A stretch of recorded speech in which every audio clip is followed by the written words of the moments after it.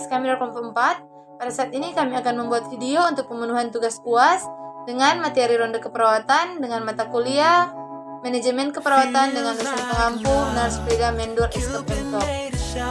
Di dalam kelompok kami, kelompok 4, ada saya sendiri, Rahel Muntukahu, ada teman-teman Arjuna Sihato, Juan Mario Kapile, Jennifer Tulandi, Indrila Heping, Cynthia Lololuan, dan Julita Kadaluan. Pada saat ini kami akan menjelaskan tentang ronde keperawatan. Dengan definisi, ronde keperawatan adalah suatu tindakan yang dilaksanakan oleh perawat di samping klien dilibatkan untuk membahas dan melaksanakan asuhan keperawatan, akan tetapi pada kasus tertentu harus dilakukan oleh perawat primer atau konselor, kepala ruangan, perawat associate, dan juga melibatkan seluruh anggota tim menurut Nur Salam 2014. Ronde keperawatan merupakan proses interaksi antara pengajar atau perawat, siswa perawat, di mana terjadi proses pembelajaran. Ronde keperawatan dilakukan oleh teacher nurse atau head nurse dengan anggota stafnya atau siswa untuk pemahaman yang jelas tentang penyakit dan efek perawatan untuk setiap pasien, menurut Saleh 2012. Beberapa pengertian di atas dapat diambil kesimpulan, ronde keperawatan adalah suatu tindakan yang dilaksanakan oleh perawat di samping klien melibatkan untuk membahas dan melaksanakan asuhan keperawatan untuk pemahaman yang jelas tentang penyakit dan efek perawatan untuk setiap pasien. Karakteritis. Menurut Nur Salam 2022, karakteritis random keperawatan sebagian berikut.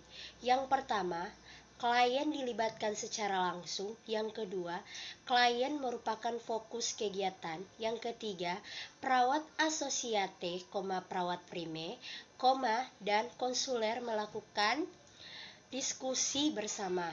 Yang keempat, konselor memfasilitasi kreativitas. Yang kelima, konselor membantu mengembangkan kemampuan perawat asosiate, perawat prime untuk meningkatkan kemampuan data mengatasi masalah. Yang selanjutnya tujuan, menurut Nur Salam 2022, tinjauan dari random keperawatan yaitu yang pertama, menumbuhkan cara berpikir secara kritis. Yang kedua, menumbuhkan pemikiran tentang tindakan keperawatan yang berasal dari masalah klien. Yang ketiga, meningkatkan fasilitas data klien. Yang keempat, menilai kemampuan justifikasi.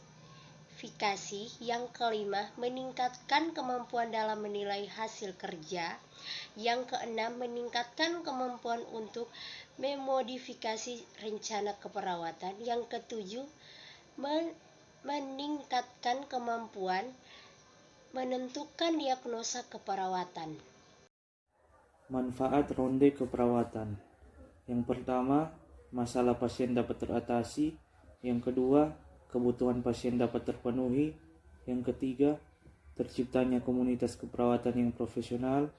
Yang keempat, terjalinnya kerjasama antar tim kesehatan.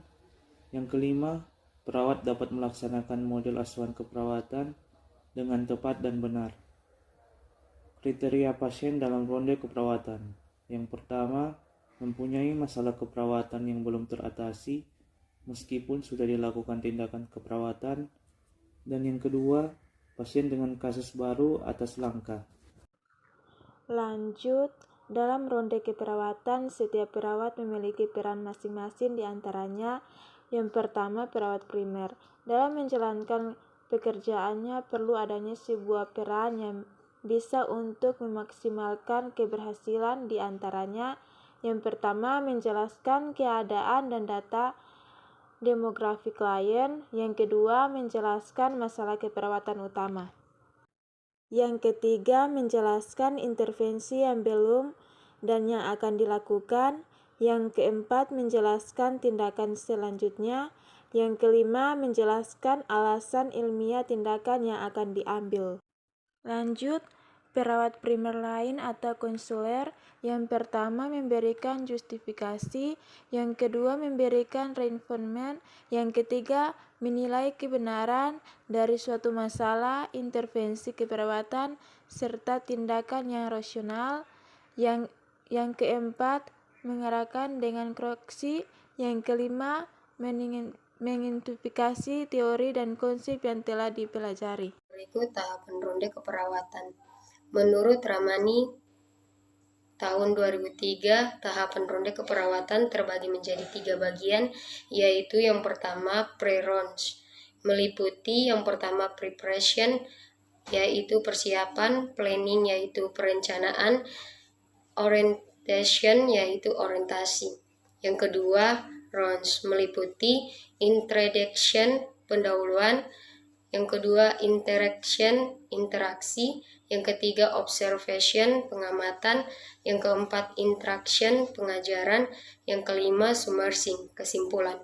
Yang ketiga, post rounds, meliputi yang pertama, debriefing, tanya jawab. Yang kedua, feedback, saran. Yang ketiga, reflection, refleksi. Yang keempat, preparation, persiapan. Yang berikut langkah-langkah yang diperlukan dalam ronde keperawatan adalah sebagai berikut. Yang pertama, persiapan. Penetapan kasus minimal 1 hari sebelum waktu pelaksanaan ronde. Kemudian menentukan tim ronde. Ketiga, mencari sumber atau literatur. Keempat, membuat proposal. Kelima, memberikan informasi konsen dan pengkajian kepada klien atau keluarga. Dan yang terakhir, melakukan diskusi. Diskusikan apa diagnosa keperawatan, apa data yang mendukung, kemudian bagaimana intervensi yang sudah dilakukan, dan yang terakhir, dan apa hambatan yang ditemukan selama perawatan. Yang kedua, pelaksanaan ronde. Pertama, penjelasan tentang klien oleh perawat primer. Dalam hal ini, penjelasan difokuskan pada masalah keperawatan dan rencana tindakan yang akan atau telah dilaksanakan dan memilih prioritas yang perlu didiskusikan. Kedua, diskusi antar anggota tim tentang kasus tersebut. Ketiga, pemberian justifikasi oleh perawat primer atau konselor atau kepala ruangan tentang masalah klien serta rencana tindakan yang akan dilakukan. Dan yang terakhir, tindakan keperawatan pada masalah prioritas yang telah dan yang akan ditetapkan. Langkah yang ketiga atau langkah yang terakhir yaitu pasca ronde. Yang pertama, mendiskusikan hasil temuan dan tindakan pada klien tersebut serta menetapkan tindakan yang perlu dilakukan. Kemudian yang kedua, evaluasi serta revisi dan perbaikan. Dan yang terakhir, kesimpulan dan rekomendasikan penegakan diagnosis, intervensi keperawatan selanjutnya. Selanjutnya, kriteria evaluasi. Menurut Nur Salam, kriteria evaluasi yang dapat diambil yaitu yang pertama, ada struktur. Di dalamnya ada persyaratan administratif, tim ronde keperawatan yang hadir di tempat pelaksanaan ronde keperawatan, dan persiapan dilakukan sebelumnya. Yang kedua, ada proses. Di dalamnya ada peserta mengikuti kegiatan dari awal hingga akhir. Seluruh peserta berperan aktif dalam kegiatan ronde sesuai dengan peran yang telah ditentukan. Yang ketiga, ada hasil.